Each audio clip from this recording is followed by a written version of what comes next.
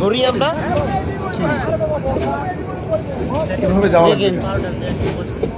কাকা আপনি বাজার উচ্চা দাঁড়ান, উচ্চ পাশে যান ভাই আপনি আলে নিরাপত্তা আছেন ভাই, এভাবে দাঁড়ানি যায় না রে ভাই। এই জায়গায় ওই পাশে পা দিলে ওই পাশে আগে আপনি খারাপ চান আপনি খারাপ জানি না ওই ভাইটার কি হয়েছে বা কি হলো, পরে কোনো আপডেট আমার কাছে নাই। তো আমার কথা হচ্ছে ভাই, এইভাবে কেন যাওয়া লাগবে? আপনি বাসা যাবেন বা যেখানে যান, এত ঝুঁকি নিয়ে কেন যাওয়া লাগবে আপনাকে ভাই? যে কোনো সময় তো দুর্ঘটনা হতে পারে, লাইনচ্যুত হয়ে যেতে পারে তো ট্রেনটি। আপনি যেখানে দিছেন ওই লোহাটাও তো লাইনচ্যুত হয়ে যেতে পারে, তখন কি করবেন?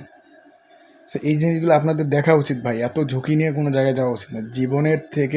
সময়ের থেকে জীবনের মূল্য অনেক বেশি। সো দেরিতে যান, সুস্থ স্বাভাবিকভাবে যান ভাই। ভিডিওটা ছড়িয়ে দিন, এরকম যেন কেউ না করে। এই ভিডিওগুলো দেখলে এত মেজাজ গরম হয়ে যায়, যা ভিডিও না বানায় থাকতে পারি না আর।